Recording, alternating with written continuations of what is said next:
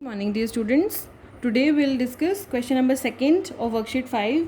We have to find the HCF of monomial. बेटा HCF हमने constant का निकाला प्रीवियस क्लास में सीखा हुआ ना, जैसे आपको 2 और 12 का HCF निकालना हो तो क्या करते थे आप, इधर you use long division method और इधर यू यूज़ प्राइम फैक्टर्स.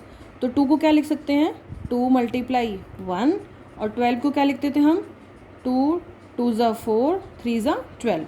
तो हम क्या करते थे, हम इसके ऐसे प्राइम फैक्टर्स बनाते थे. तो प्राइम फैक्टर्स 2 क्या है, 2 इंटू 1 और 12 के क्या है, 2 2 ज़ा 4 इंटू 3. अब हाईएस्ट कॉमन फैक्टर कैसे निकालते थे, जो दोनों में कॉमन हो. तो क्या कॉमन है, 2. तो इट मीन्स HCF क्या आ जाता था मेरा, 2. सो अब आपने क्या नया सीखना है कि हम मोनोमियल्स का कैसे निकाल सकते हैं. How can we find the HCF of monomials, this we will going to be understand in this class. Suppose you are given 2a की पावर 5 12a स्क्वायर. तो आपको क्या करना है बेटा, अब आपको इसको इसके फैक्टर्स में ब्रेक करके लिखना है. देखो 2 इंटू ए की पावर 5, इसका मतलब क्या है, 2 को क्या लिख सकते हैं, 2 इंटू ए की पावर 5, मतलब ए को कितनी बार मल्टीप्लाई किया है, 1 2 3 4 और ये 5 टाइम्स. ठीक है. और 12a स्क्वायर को क्या लिखोगे, देखो इसको आप प्राइम फैक्टर्स में ब्रेक करो 12 को. आप साइड में HCF जैसे हम पुरानी क्लास में लेते थे 2 का और ये 12 का, आप इसके प्राइम फैक्टर्स लिखोगे. ठीक है. अब आपने इसके प्राइम फैक्टर्स लिखे, यहाँ पे आप इसको 1 भी लिख दो. अब उसके बाद आपने देखना है 2 इंटू 2 इंटू 3, 2 2 ज़ा 4 3 ज़ा 12. अब ए स्क्वायर को अगर हम ब्रेक करेंगे तो क्या लिखेंगे, ए मल्टीप्लाई ए. आपने उसको सारे पार्ट्स में ब्रेक कर दिया. अब आपको HCF निकालना है. HCF का मतलब है हाईएस्ट कॉमन फैक्टर इन दोनों में क्या है. जैसे यहाँ पे करते थे वैसे यहाँ पे करेंगे. यहाँ पे सिर्फ कांस्टेंट होते थे, यहाँ एक्स्ट्रा वेरिएबल भी हो गया. अब देखो पहला कॉमन क्या है, देखो 2 यहाँ पे भी है और यहाँ पे भी है. अब ये 2 3 यहाँ पे नहीं है तो इसका मतलब ये कॉमन नहीं आ सकते. अब नेक्स्ट किसकी टर्न है, ए की. तो अब देखो ये एक ए यहाँ पे भी है और एक ये जो ए है यहाँ पे भी है. तो इसका मतलब मेरा HCF क्या आ जाएगा, 2 मल्टीप्लाई ए. तो क्या लिखेंगे, 2a स्क्वायर. ये क्या आ गया मेरा HCF. तो आपको कुछ नहीं करना, सेम प्रोसीजर से करना है जैसे हम पहले करते थे. आपने उसके प्राइम फैक्टर्स लिखे कांस्टेंट के और जो भी आपको वेरिएबल गिवन हो उसको ब्रेक करके, कि आपको a की पावर 5 कैसे मिला होगा, a को 5 टाइम्स मल्टीप्लाई करने से, तो आपने इसको 5 टाइम्स ब्रेक कर दिया. ठीक है. एक और पार्ट करते हैं, देखो आपको समझ में आएगा.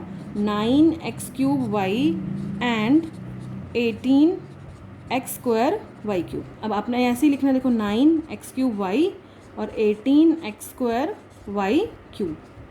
अब देखो साइड में आप 9 और 18 का HCF लेके देख लो क्या आएगा, प्राइम फैक्टर्स निकालो. 3 इंटू 3 9, 3 3 ज़ा, और यहाँ पे क्या भैया आ गया आपका 9 को क्या लिख सकते हैं अब हम, 3 मल्टीप्लाई 3 मल्टीप्लाई 1. अब 18 को लिखना है, ये तो आप सब लोगों को बहुत अच्छे से आते हैं. 2 9 ज़ा 18, 3 3 ज़ा 9, 3 1 ज़ा 3.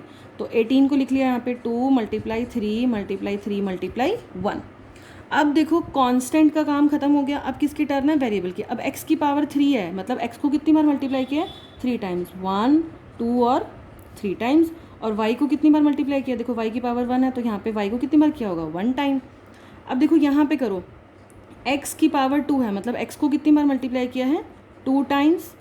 एंड y को कितनी बार मल्टीप्लाई किया होगा, 3 टाइम्स, क्योंकि y की पावर क्या है, 3. अब बस आपने कॉमन निकालने हैं. HCF क्या आएगा, देखो पहला नंबर कॉमन क्या है, यहाँ पे 2 है यहाँ पे नहीं है, तो पहला नंबर क्या आ गया, 3. 1 कॉमन है, 1 को हम इसलिए नहीं लिख रहे बेटा, यहाँ पे भी लिख सकते थे आप, 1 की नीड नहीं होती क्योंकि 1 multiply that number is same only. ठीक है. तो ये 1 भी सेम आएगा, इस 1 को आपको लिखने की नीड नहीं है. अब नेक्स्ट देखो कॉमन कौन आएगा, एक आएगा पहला ये x यहाँ पे भी है, फिर देखो x यहाँ पे भी है. तो अभी तक क्या क्या आ गया, एक कॉमन 3 आया मल्टीप्लाई, और कौन आया x, फिर कौन आया x. अब किसकी टर्न है, क्या एक और x है यहाँ पे, नहीं यहाँ पे तो नहीं है, ऊपर है, तो इसका मतलब x कॉमन नहीं आ सकता. और अब किसकी टर्न है, y की. तो एक y जो है ऊपर है और नीचे भी है, तो एक y और कॉमन आ गया. तो it means what I will write, जो कॉमन आया, देखो 3, एक बार x आया, यहाँ से भी x और एक y. तो इट मीन्स मेरा क्या आ गया, x इंटू एक्स क्या होगा, x स्क्वायर मल्टीप्लाई y. तो आंसर क्या आ गया, 3x स्क्वायर y. ठीक है बेटा.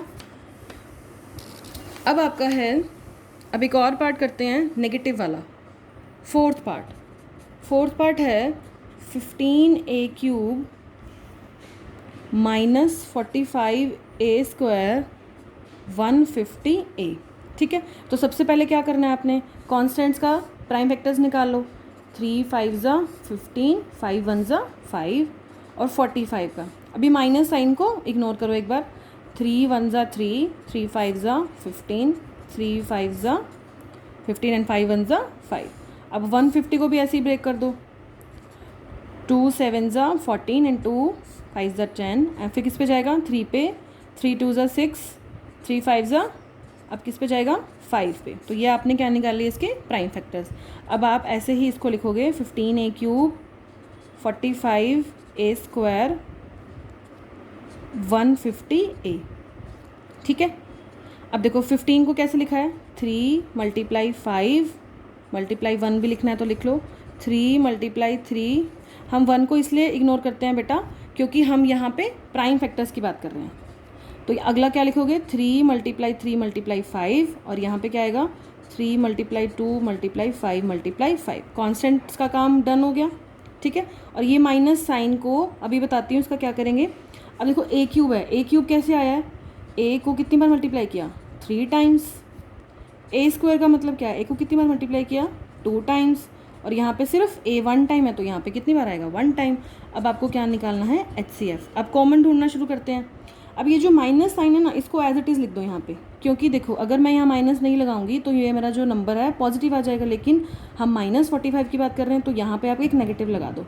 अब देखो कॉमन लेना शुरू करो, तो क्या कॉमन आएगा, 3।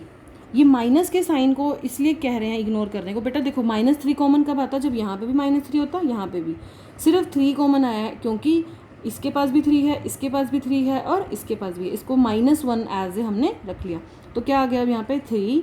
अब देखो क्या 2 है, 2 नहीं है सबके पास, 5 है देखो, तो अगला नंबर क्या आ गया, 5। अब देखो क्या ये 5 है सबके पास, नहीं। अब अगली टर्न किसकी है, a की। अब ये तीनों के पास है तो a कॉमन आ गया।